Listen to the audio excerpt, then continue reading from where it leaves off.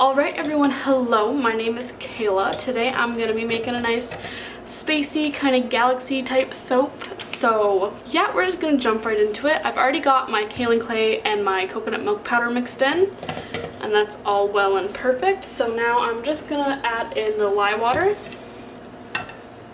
and just pour it down the stick blender so there's not as many air bubbles. It's been a few months since I last made soap, so just bear with me here. I'm a little rusty. I'm just gonna blend this just a little bit.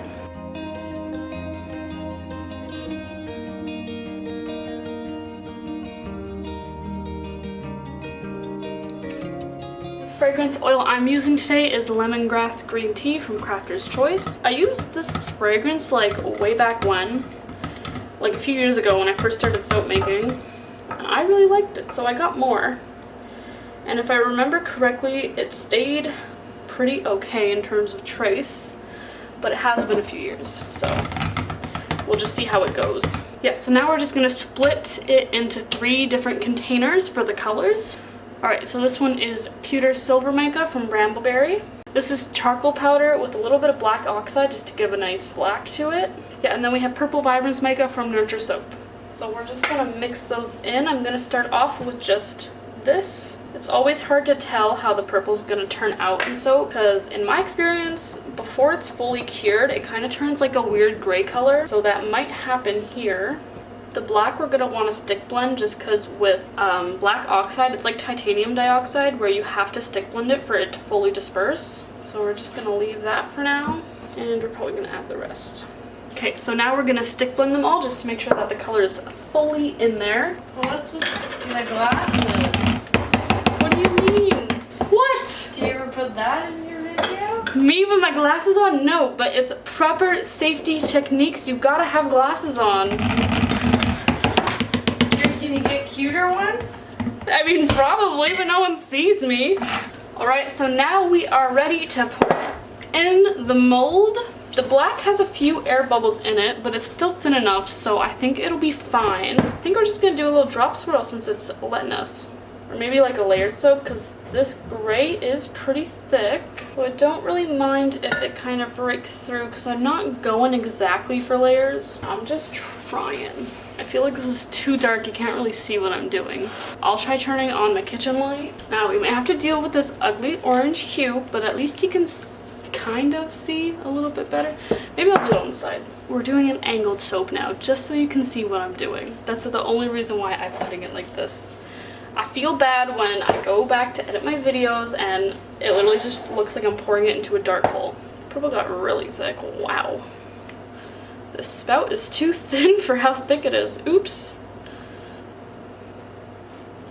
Just throw it in like that. Now we'll do gray again. I think what I'm going to do is a little spoon swirl now that it's too thick.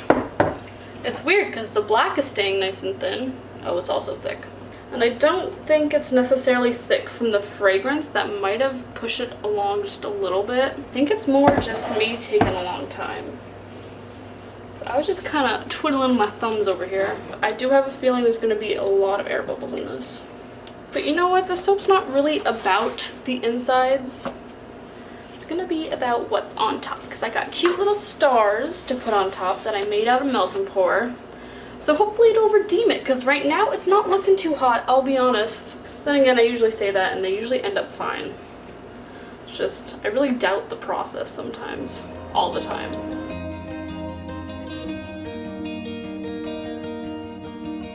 Okay, I think I've done all I can I think I've done all I could do. Okay, I'm just gonna take like a fork. Closest thing I have to me right now, and I'm just gonna, woo, she's thick in there. I know I've done this kind of swirl before, and the fork kind of made it a little bit cooler. Just because it's like shoving like 4 little sticks in there at once. I'm gonna do it again just because it was so thick. Top half, there we go. That's probably better. So far I've realized that this mold, if you leave it alone, it starts to cave in on itself, which is kind of annoying. This purple is most likely gonna get a bit darker, which I'm really hoping for. Because like I said before, because of cold process the way it is, colors kind of go a little funky at first, especially for purples. The same thing happens for gray actually. I think, not gray, the same thing happens with green. It gets like a pukey kind of color. Then once it's cured, it usually looks pretty nice.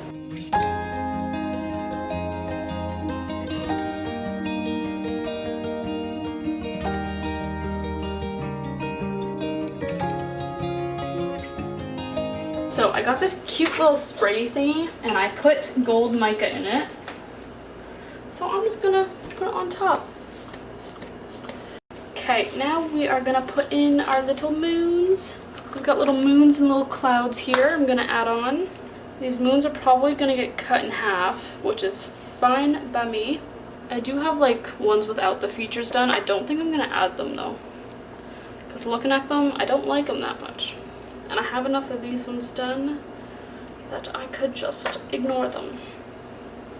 I really wish I had another moon, but I don't.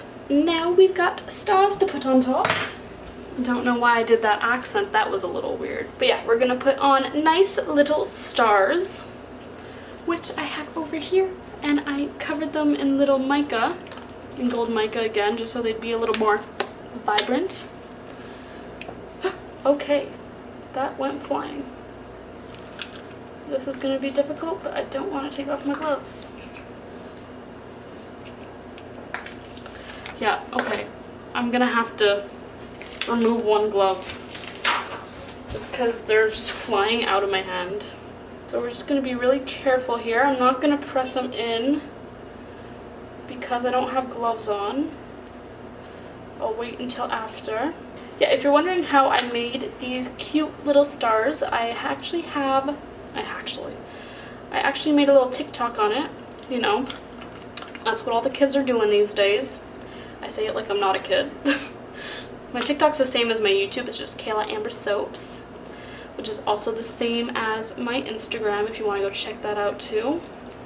I think I posted a picture on there as well when I was making it. Yeah, I've been really enjoying making these kind of soaps now.